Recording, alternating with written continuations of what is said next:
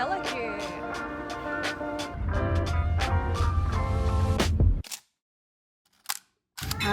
Waiting to take our flight. We was conveniently delayed. Yes. Great.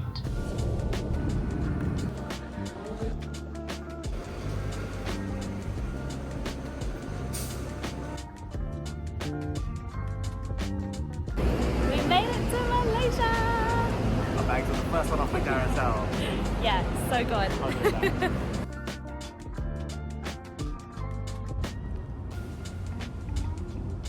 have checked into our hotel. This is our hotel for the next 3 days. So Mike's just gone downstairs to go and see if he can get us some food. We're basically going to shower, then probably take a nap. Our sleep schedule's a bit wrecked after the whole flight because our flight was meant to leave at like 2 a.m. And then it got delayed, so we didn't leave until about like 3 a.m. or maybe even later.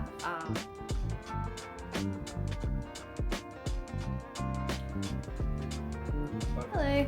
So Mike's left for the bridal party duties, so I'm gonna go and get ready now. Ended up having a really big nap instead, just because, yeah, I think the overnight flight just really wrecked me.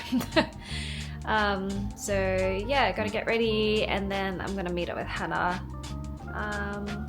and then we'll make our way to the wedding.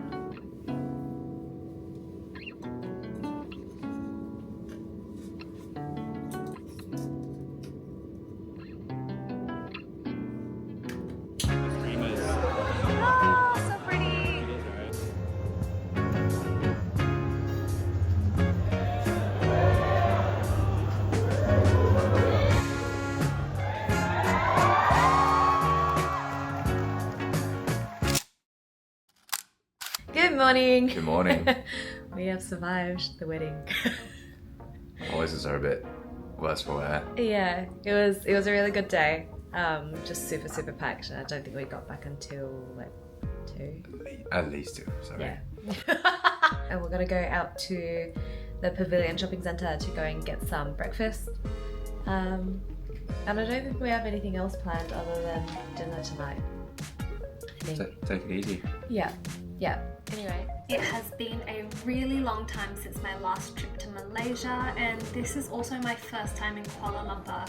And what struck me the most about this place was the massive shopping centre culture. It's such a big difference to all the shopping malls back in Australia because you just don't get mega shopping malls just like this. Mike and I headed to the Pavilion shopping mall where we got breakfast at their food centre. I ordered yong tau fu, which is basically a customizable like noodle dish bowl that you can get with various like veggies and fish bowls, and Mike ordered a nasi lemak. Pavilion was within the precinct of a whole bunch of other shopping malls, and there was even a Tokyo themed part of a shopping mall that we stumbled upon as well, which was super cool. For lunch we headed to Uncle Roger's restaurant, which was super cute.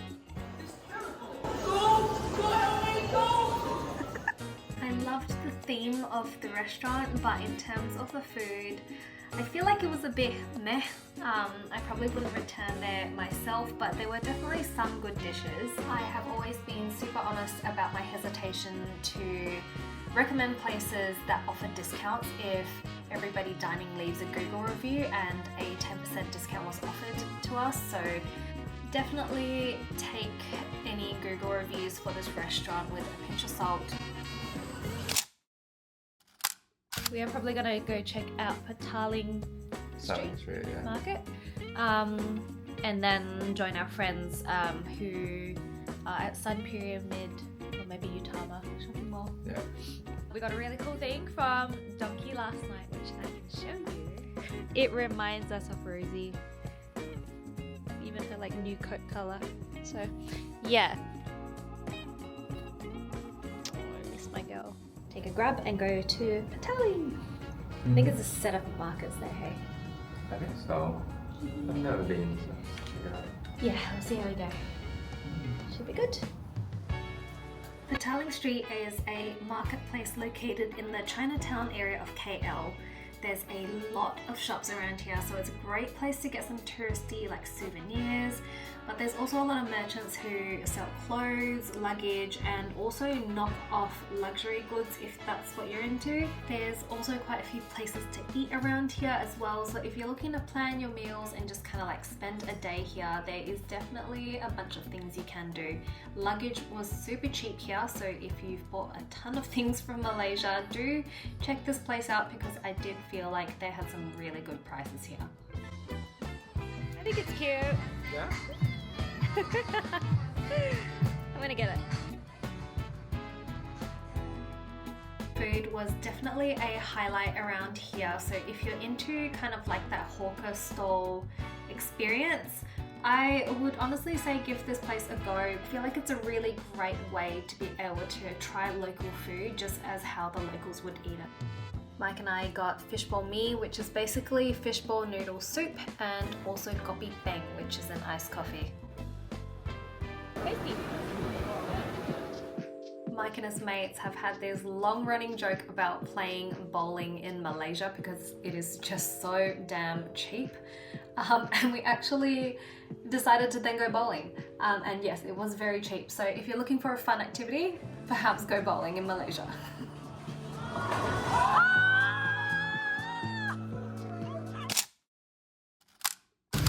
You want to eat satay? Fuiyoh. We had some really great food recommendations by our friends who live in Kuala Lumpur, and one of these were Satay Kajang, and it's basically a satay shop, and the marinade was super nice. There was like all these like lemongrass bits still on the meat, so it was super tasty. The meat was super tender, and the peanut sauce was honestly chef's freaking kiss. It was so freaking good. Highly recommend coming here if you are looking to get some good satay.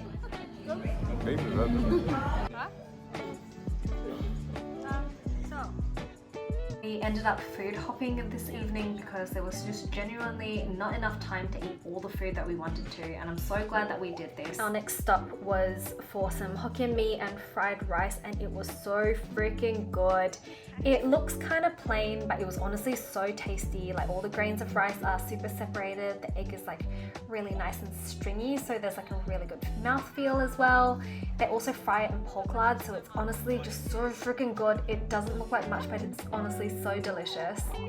This was my first time having KL Hokkien mee, and the noodles are a lot thicker than what I'm used to, so I definitely preferred the fried rice, but we also got Lalas as well there, which are basically like small clams, and those were so freaking good. Hands down the best fried rice I've had in my life.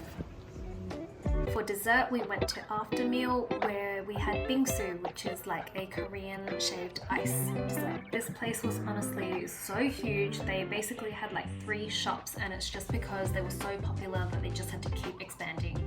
The servings are pretty big, so I'm really glad that we ended up sharing these, and we ordered the Thai milk tea and also a Milo one.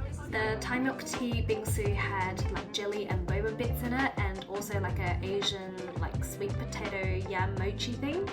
Don't exactly know what they're called, but I think that's what they are.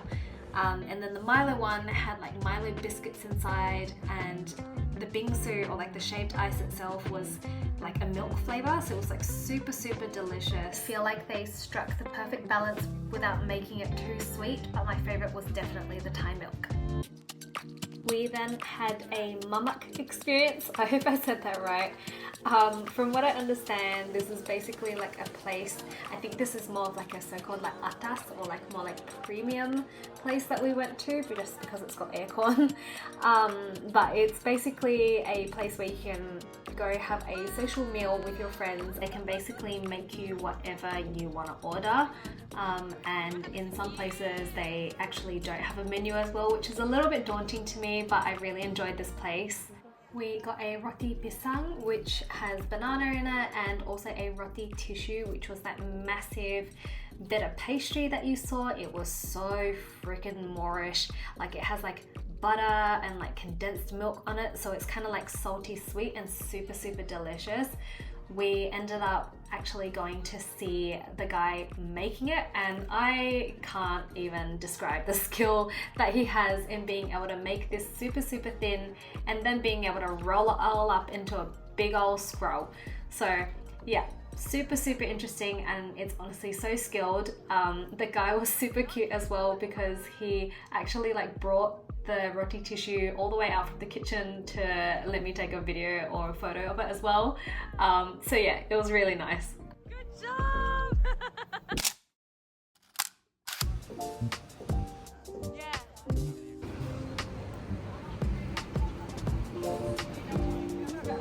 The next day we headed out for breakfast with some friends and we went to YUT KEE.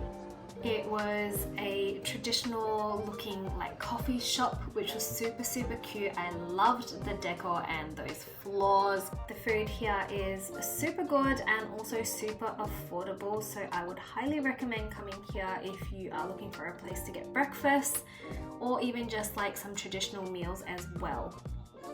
I got very much a traditional like Singapore breakfast, which was kaya toast with soft boiled eggs. Mike got lor mee, which is like really thick noodles in like a braised broth. Chloe was super sweet and shared the kaya Swiss roll that she bought, and it was super fragrant, so highly recommend getting it if you head down this way.